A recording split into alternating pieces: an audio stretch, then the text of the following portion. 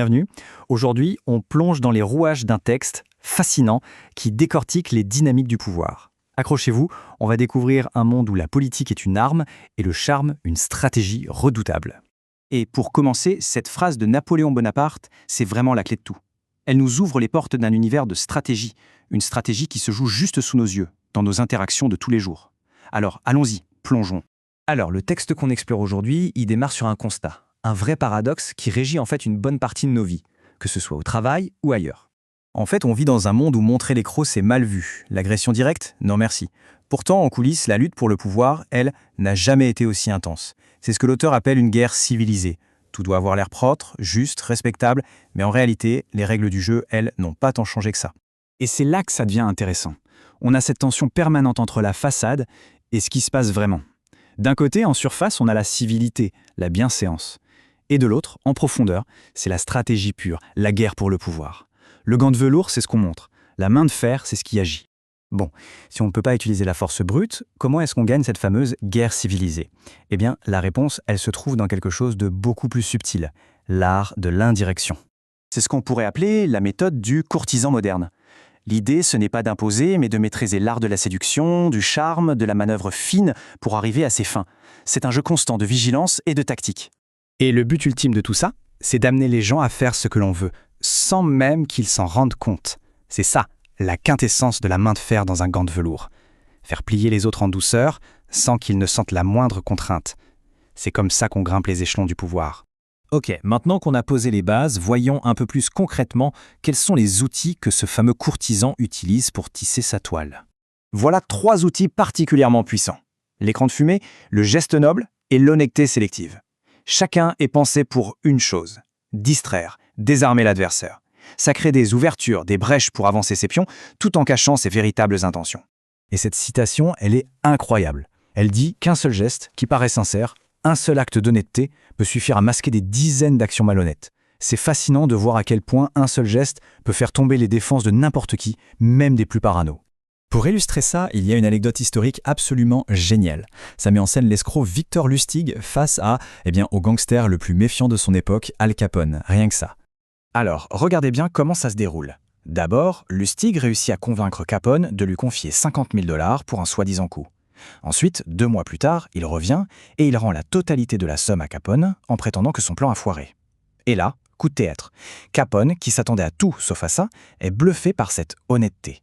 Il est tellement impressionné qu'il lui donne 5 000 $ juste en récompense. C'est incroyable, non ? Lustig a complètement désarmé l'homme le plus cynique de Chicago et il est reparti avec l'argent exactement comme il l'avait prévu. Moralité de l'histoire, les tromperies les plus redoutables sont souvent celles qui sont cachées sous un manteau de sincérité. Ça prouve que même les esprits les plus suspicieux peuvent être piégés par leurs propres attentes. On s'attend à ce qu'une personne honnête agisse d'une certaine manière, et c'est cette attente qui devient la faille. Mais attention, la stratégie ne repose pas toujours sur des plans compliqués. Parfois, l'outil le plus efficace, c'est juste de ne rien faire, de se retenir. Et ça nous amène à une loi fondamentale du pouvoir, en dire toujours moins que nécessaire. Pourquoi ? Parce que plus on parle, plus on risque de dire une bêtise, plus on a l'air ordinaire, et surtout moins on semble en contrôle de la situation. Quand on parle peu, chaque mot pèse plus lourd, il a plus d'impact, et surtout, on ne révèle rien de ses intentions. Le silence, c'est un pouvoir étrange. Ça met les autres mal à l'aise. Et pour combler ce vide, qu'est-ce qu'ils font ? Ils parlent, ils se livrent, et ils révèlent des informations précieuses. Les gens de pouvoir, souvent, ils impressionnent et intimident juste en se taisant. Allez, on monte encore d'un cran. On va aborder maintenant l'une des techniques psychologiques les plus sophistiquées décrites dans ce texte. Ça s'appelle l'effet miroir. Le principe est simple en apparence, mais redoutable. Il s'agit de refléter ses adversaires, de faire exactement comme eux. Le but ? Dissimuler sa propre stratégie et manipuler leurs réactions. C'est un outil de tromperie incroyable, parce qu'on leur renvoie leur propre réalité. Ils croient se voir eux-mêmes, alors qu'en fait ils ne voient qu'une illusion qu'on a soigneusement construite. Et les applications sont multiples. On peut séduire quelqu'un en adoptant ses valeurs, en lui montrant qu'on est comme lui. On peut neutraliser un adversaire en singeant ses actions jusqu'à l'absurde pour le ridiculiser, ou encore on peut le mettre en colère, le pousser à la faute en lui renvoyant une image insupportable lui-même. Dans tous les cas, en imitant l'autre, on prend le contrôle de l'interaction sans jamais montrer son propre jeu. Le résultat, c'est que l'adversaire se retrouve complètement perdu, confus, impuissant. Il n'arrive plus à faire la différence entre ce qui est réel et ce qui n'est qu'un reflet. En gros, Cette tactique permet de modeler sa perception de la réalité et de guider ses actions. Il est tellement occupé à se battre contre son propre miroir qu'il ne voit pas du tout le vrai plan qui se déroule juste sous son nez. Et au final, toutes ces stratégies, ça nous amène forcément à une question un peu dérangeante. Est-ce qu'on parle ici d'un simple jeu stratégique, d'une manière pragmatique de naviguer dans un monde compétitif, ou est-ce qu'on bascule carrément dans la manipulation cynique? Où est la limite, en fait?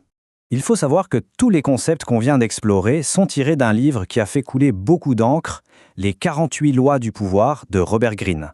Alors qu'on le lise comme une analyse historique, un guide pratique ou même comme un avertissement sur les dangers de la manipulation, ce texte offre une grille de lecture vraiment puissante sur les dynamiques cachées des relations humaines. Et la question qui reste en suspens, c'est: faut-il se contenter d'observer le jeu ou y jouer soi-même ?